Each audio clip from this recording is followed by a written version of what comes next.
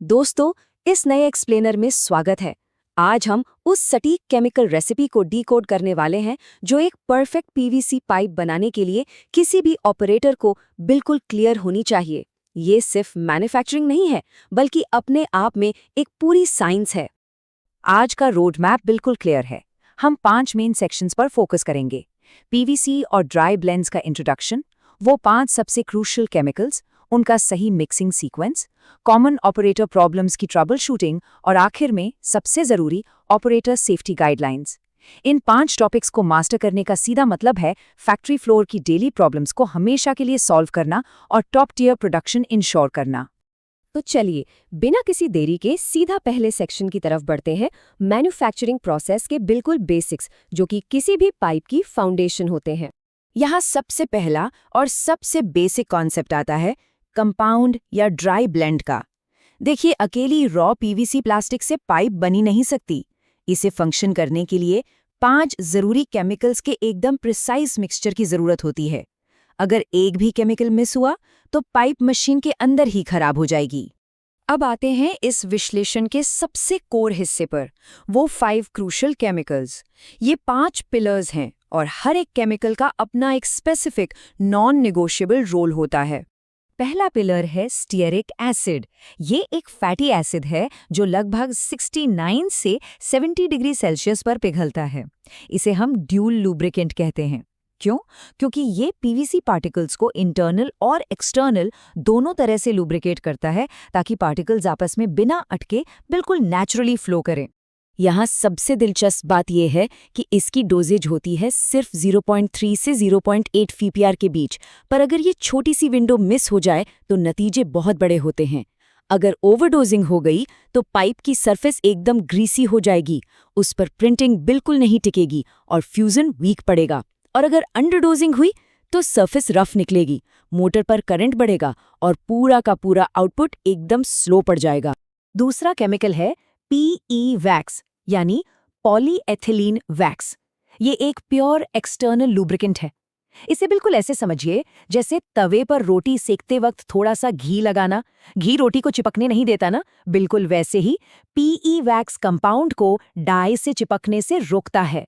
लेकिन PE wax की dosage बहुत ही माइक्रोस्कोपिक होती है, सिर्फ 0.05 से 0.2 पीफी तक। अगर फैक्ट्री फ्लोर पर इन चंद ग्राम्स को कैलकुलेट करने में थोड़ी सी भी गलती हो गई तो कॉन्सिक्वेंसेस ड्रास्टिक हैं। ओवरडोजिंग की वजह से पाइप पर एक वाइट हेज आएगा, वेल्ड लाइन वीक पड़ेगी और डाई ड्रूल होगा। दूसरी तरफ अंडरडोजिंग करने पर मटेरियल डाई के अंदर ही फंस जाएगा और सरफेस पूरी तरह डैमेज हो जाएगी। तीसरे नंबर पर आता है वन पैक स्टेबलाइजर। इसको हम द हीट बॉडीगार्ड भी कह सकते हैं। ये अपने आप में कमाल का पाउडर है जिसमें स्टेबलाइजर, लुब्रिकेंट और एंटीऑक्सीडेंट सब एक ही पैकेट में मिल जाता है। और इसका इकलौता काम है प्लास्टिक को गर्मी के खतरे से हर हाल में बचाना। यहाँ 160 डिग्री सेल्सियस का आंकड़ा बेहद क्रिटिकल हो जाता है। ये वो टेम्परेचर थ्रेशोल्ड है जहां पर अगर पीवीसी अनप्रोटेक्टेड हुआ तो वो तुरंत टूटने लगता है और एक highly toxic hydrogen chloride gas release करता है। एक बार ये प्रोसेस शुरू हो गया तो समझिए अनस्टॉपेबल चेन डिग्रेडेशन शुरू। तो इस बॉडीगार्ड के साथ कॉम्प्रोमाइज का तो सवाल ही पैदा नहीं होता। अगर गलती से स्टेबलाइजर थोड़ा ज्यादा डाल गया तो मैक्सिमम क्या होगा? कॉस्ट थोड़ी बढ़ जाएगी और पाइप पर हल्का सा येलो टिंट आएगा। ये माइल्ड इशू है। पर अगर अंडरडोजिंग हो गई तब फेलियर कैटास्ट्रॉफिक होगा। पाइप अंदर ही काली पड़ जाएगी, डाई में कचरा जमेगा, टॉक्सिक गैस रिलीज होगी और क्वालिटी पूरी तरह फेल हो जाएगी। चौथा पिलर है सीपीई, क्लोरिनेटेड पॉलीएथिलीन। ये रिजिड पीवीसी पाइप के अंदर एक शॉक एब्जॉर्बर की तरह काम करता है। सीपी बेसिकली पीवीसी के अंदर छोटे छोटे रबरी जोन्स बना देता है। इससे होता यह है कि इम्पैक्ट पड़ने पर पाइप टूटती नहीं है, बल्कि थोड़ी सी बेंड हो जाती है।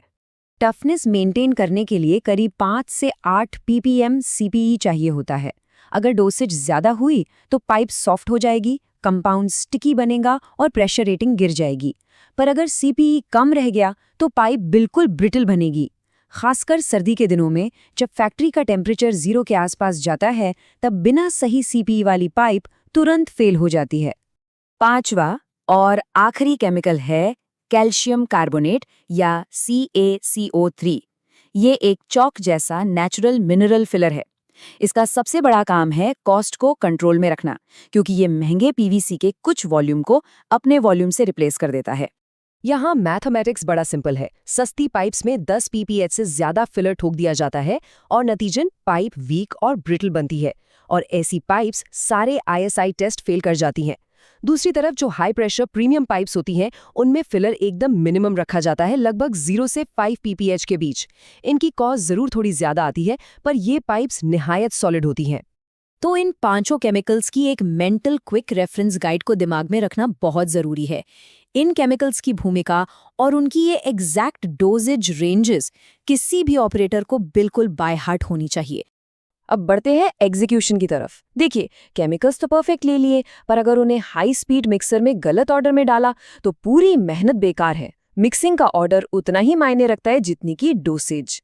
मिक्सर के अंदर एक एग्जैक्ट क्रोनोलॉजिकल जर्नी चलती है और उस पर फोकस करना जरूरी है। पहले पीवीसी रेजिन और 1 पैक स्टेबलाइजर जाएगा। जब टेम्परेचर 70 से 80 डिग्रीज हो तब स्टेरिक एसिड ऐड होता है। फिर बारी आती है सीपीई और कैल्शियम कार्बोनेट की। जब टेम्परेचर 90 से 100 डिग्रीज पहुंचे तब पीई वैक्स पड़ेगा। 110 से 120 डिग्रीज पर आकर हॉट मिक्स कंप्लीट होता है और आखिरी में इस ब्लेंड को निकालकर 40 से 45 डिग्रीज पर कूल किया जाता है। एक परफेक्ट ड्राई ब्लेंड बनाने के लिए इन टेम्परेचर माइलस्टोन्स को क्रॉस करना ही पड़ता है। चलिए, अब कॉमन ऑपरेटर प्रॉब्लम्स और उनकी ट्रबल शूटिंग पर आते हैं। एक एक्सपर्ट मशीन ऑपरेटर वही है जो प्रॉब्लम को देखते ही तुरंत रूट कॉज पकड़ ले। यहाँ सबसे क्रूशियल पॉइंट ये समझना है कि हर मशीन या प्रोडक्ट डिफेक्ट डायरेक्टली उन 5 पिलर केमिकल्स के बैलेंस से जुड़ा है। पाइप येलो निकल रही है, या तो 1 पैक कम है या फिर टेम्परेचर बहुत ज्यादा है। मोटर करंट हाई आ रहा है, इसका सीधा मतलब है ल्यूब्रिकेशन की कमी है, तो स्टीयरिक या पीई वैक्स ऐड करना पड़ेगा। वहीं अगर पाइप टूट रही है यानी ब्रिटल है, तो क्लियर है कि या तो सीपीई कम है या CaCO3 का फिलर लिमिट से